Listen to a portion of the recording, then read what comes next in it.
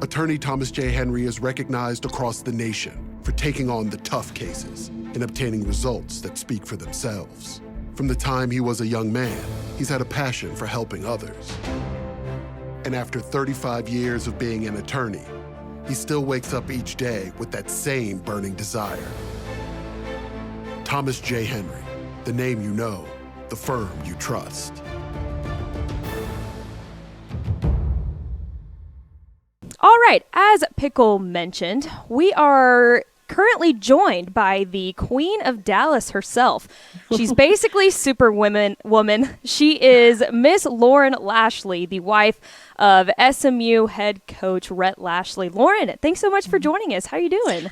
Good. Thanks for having me. I appreciate that introduction. That was really sweet. Absolutely. I mean, just by researching stuff about you and Coach Lashlee, I was like, man, she seriously does it all. Oh. You are seriously Superwoman. I don't know about that, but that's very kind. Thank you for that compliment. Yeah. So when we have new guests on, like yourself, we kind of like to throw it over to you and, kind of hype yourself up a little bit. Tell us a little bit about yourself, what you do, kind of, your career and stuff like that. Yeah. So, been married to Rhett for actually 16 years this coming Friday. So we're about to celebrate that anniversary. And then we've got 4 kiddos. Not Superwoman, but more survivor most days. I'll just say that. Right. Lots of juggling of little people. But been a coach's wife for, I think it's 15 seasons now. So just, we've been on a journey. It's been an incredible one, and many moves, several states, many homes. And it's just been really cool. And I'm a stay-at-home mom to these awesome kiddos, and so they just kind of keep me busy and moving along. So, yeah. Now, you're back in Dallas because you were here originally back in 2018, 2019 when Coach Lashlee was the offensive coordinator and quarterbacks coach at SMU. But now you guys are back. He's at the helm, of course, at SMU. So how are you guys feeling after year one? Yeah, so really good. Just excited. We've got some momentum going into year 2. Year 1 there's some learning and some growing pains. And I remember Rhett, when he first took the job, it was like, he felt like he was kind of drinking out of a fire hydrant, which is so true because just stuff is just coming at you and you're kind of learning as you go. And but now I feel like year 2, we've got a little bit more of an understanding and just kind of how to navigate everything. And a staff, we have an incredible staff, coaches, their wives, kids. Really couldn't ask for a better staff around us and to support us. They really kind of are the key to all of this. So we're really, really blessed by that. So we're just excited, moving into year 2. And you mentioned it a little bit earlier. You've got some kiddos at home, 2 sets of twins. So 2 boys and 2 girls. My question is, and I'm sure you get this question all of the time, what are the keys to surviving that during football season when you see your husband maybe a couple hours during the day? Yeah. I kind of go into game mode, like my own game mode. Whole game plan written out. Yeah. Like he knows, like he'll come home and like I have a system, I'm kind of type A, routine oriented. And so, from the moment the boys were born, I was kind of like, I had like a timetable for everything. Right. And I've kind of loosened up, as you become a parent and you have a couple more kids and you kind of loosen up in those ways. But when we go into football season, I definitely have some structure and also asking for help. Like at first I was like, I can do everything. I got this down. But as the kids get older and, you kind of go, hey, actually, I might need some help. So getting really good babysitters, sometimes having to run them to and from places because I can't be everywhere at once. For sure. Like you said, we've got 4 kids and so many different things. Like right now we're in football, baseball, soccer, gymnastics. So it's just, just constantly running around. All good things, just busy. So Now, do you get to travel at all during the football season? You know, a couple of those away games in the American, you know, you're going way out east. Do you get to, how many games a year typically do you get to go to, I guess, on the road? So as a coordinator's wife, it just kind of depended on where we were. Kind of if there was space on the plane or on the bus, depending on whether we were driving or flying. As a head coach's wife, I went to all the games last year, and our boys got to go to one of them with us, which was a lot of fun.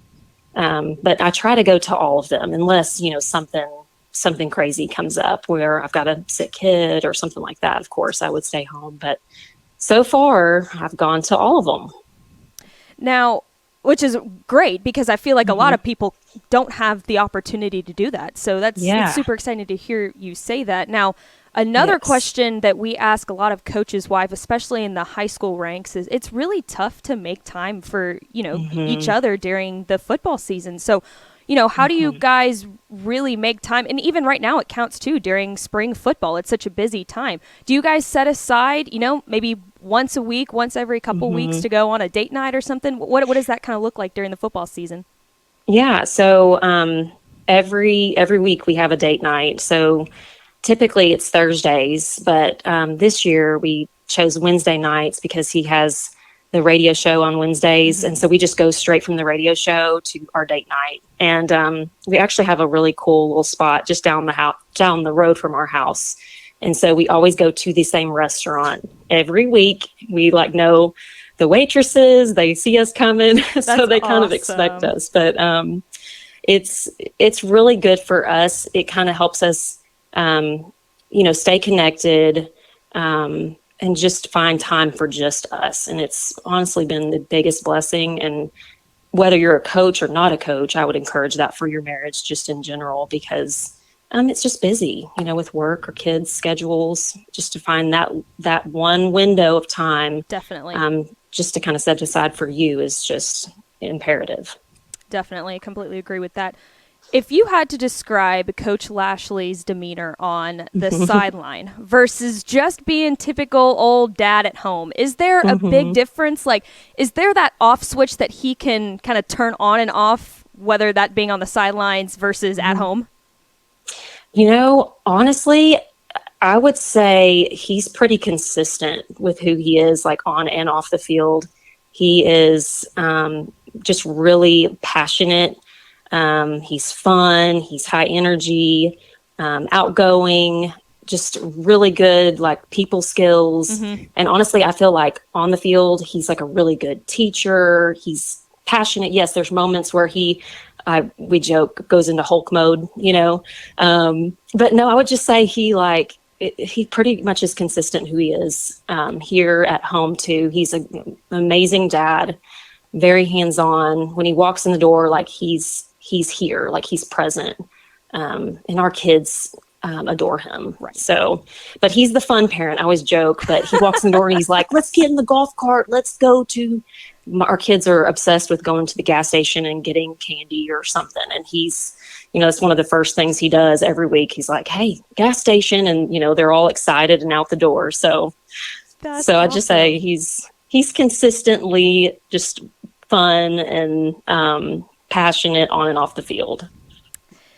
Now, I wanted to ask you, I didn't actually text you about this because I kind of wanted to put you on the spot here. Now, when I was looking things up about you, I had come across something about when he was at Auburn, you guys were living in Alabama, you had participated in some kind, you're a big car girl, I've kind of gathered. Do you know what I'm talking about? This event, this car racing event. You beat Coach in something. Talk a little bit about that. I'm a little curious to know. So I think it was in Montgomery. It's a motor speedway, and you get to go and literally get in a real race car and go on a real race track. Like I thought it was gonna just be like this, kind of rinky-dink deal, but it's legit. Now you do have a race car driver in the car with you. So that kind of makes you feel better, but no, I'm super competitive. He's super competitive, but, I was like, oh, he's going down. He's going down. So I that. got in the car and I told the driver that was in there with me, I was like, we're winning today. And because there were like several people like throughout the day who had driven. And I was like, they're just going to win the day. Like, I just want to beat everybody, not just him, but I want to beat everybody. And I did. I got the highest time for that day. That's amazing. How fast was it? Do you remember? But Rhett will beat me at just about everything. So whenever I have a win, I'm like, oh. You got to celebrate it, right? Yeah. Hang it over his head a little bit. Absolutely. So. I remember seeing that and I was like, man, I have to ask her about this when she comes on. That is super, super cool. Well, before we let you go, I've got one more question for you. What is, to you, what is the best thing about being a coach's wife, in your opinion? I would say just all the people you meet kind of along the way. You're just have the opportunity, and kind of how you look at it. It's your perspective. Like, you have an opportunity just to meet different people, different cultures and backgrounds. We lived in Miami for 2 years, and it was just a really cool experience just to let our kids be introduced to different cultures. And just from Miami to Connecticut, like, that's a big jump. So I would just say the people really are the thing that make all the difference. I have friends pretty much all over the country now, and it's just cool to look back and see just how these opportunities to move allow you to bring different people into your life. So another thing that is the best part about being a coach's wife is also the coaching families you meet along the way. They become family, and some of the wives that I've met along the way are going to be lifelong friends for me. So that has been a huge blessing in my life. And then finally, just watching Rhett walk in his calling. It's just been an honor to be by his side and watch him do what he loves. And it's just been a really cool part of this journey. And of course, we've had your husband in here one too many times. So hopefully very soon we can actually get you in our studio to do a live interview. Hopefully very soon. I would love that. Thank you. It's Miss Lauren Lashlee. Lauren, thank you so much again for hopping on with us today during such a busy, busy time in y'all's life. And then, of course, we wish you and the Mustangs the best of luck this season. Thank you so much. And thank you for having me. It's been fun.